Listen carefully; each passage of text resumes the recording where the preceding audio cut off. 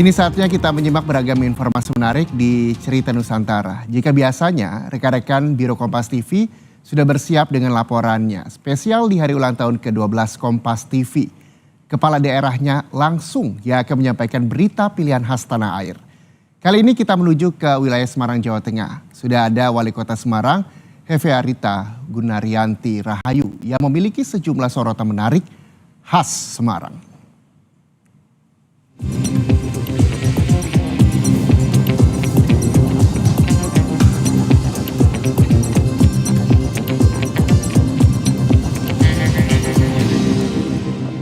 Selamat siang saudara, saya Hefearita Gunaryanti Rahayu, Wali Kota Semarang akan memberikan informasi menarik ciri khas Kota Semarang dalam segmen Cerita Nusantara Spesial HUT ke-12 Kompas TV.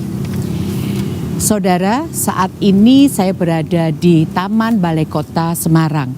Di sini selain tanaman hias, juga kita buat kegiatan urban farming, yang mana ada padi dalam pot, kemudian juga ada tabula pot, tanaman buah dalam pot, selain juga tanaman hias, sehingga taman ini bisa menjadi asri, serta hasil urban farming yang ada kita panen dan kita nikmati bersama. Untuk informasi pertama, saya akan berbagi cerita tentang salah satu warga Kota Semarang. Meski berusia 72 tahun, warga Kaliwiru Semarang ini masih menekuni hobinya membuat patung. Tidak hanya dari dalam kota, pesanan membuat patung juga datang dari luar Pulau Jawa. Salah satu karyanya yaitu patung Pangeran Diponegoro yang bisa dilihat di pintu masuk kampus Universitas Diponegoro di Tembalang. Di usianya yang sudah 72 tahun, Wahyudi masih tetap berkarya di rumahnya di Jalan Lombo Batang, RT 3 RW 4 Kaliwiru, Candisari, Kota Semarang.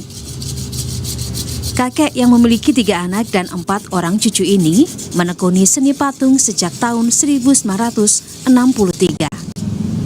Keahliannya dalam dunia pahat memahat ini didapatkan dari seorang dosen Akademi Seni Rupa Indonesia atau ASRI yang saat ini berubah menjadi ISI Yogyakarta. Sejak tahun 1963, ia mulai menekuni seni patung dan belajar dengan seorang dosen seni Yogyakarta. Awalnya, Wahyudi mudah dikenal sebagai pemahat dengan media batu.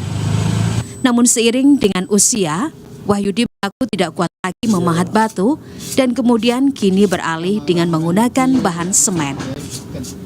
Sejumlah karyanya hingga kini masih bertengger dan bisa ditemui di sejumlah titik di Kota Semarang, diantaranya patung Pangeran Diponegoro atau biasa disebut patung kuda yang ada di ujung Jalan Ngesrep Timur atau pintu masuk kampus Undip Tembalang, serta patung Brimob di Makobrimob Polda Jawa Tengah di daerah Serondol.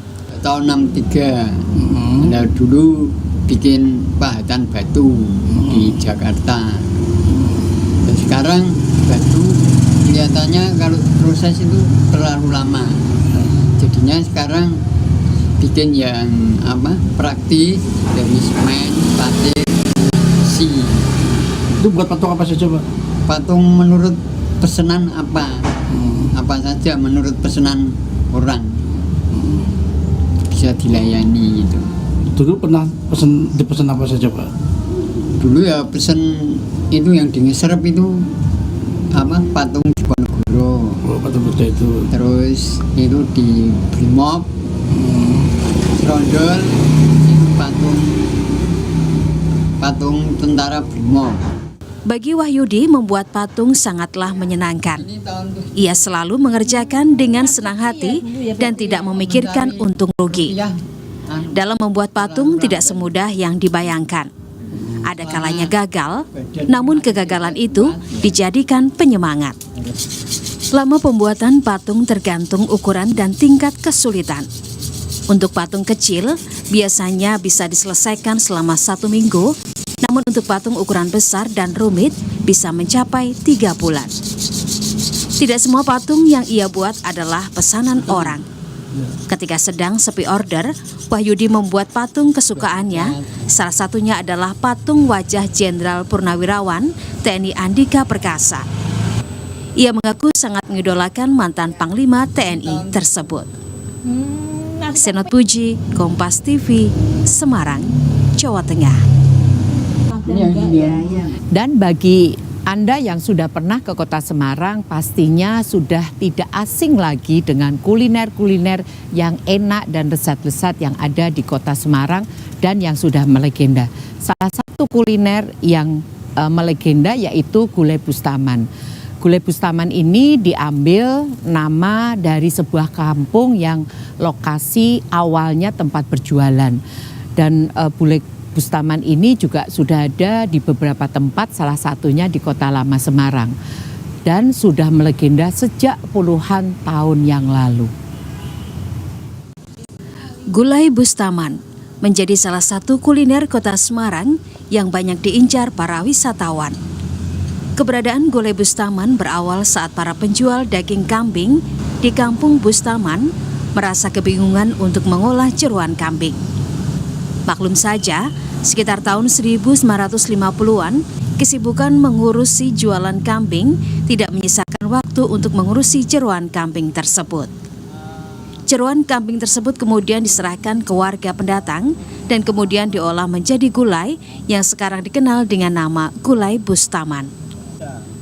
Sejak puluhan tahun, penjual gulai menjual dengan cara dipikul keliling kampung yang menjadi ciri khas Gulai Bustaman.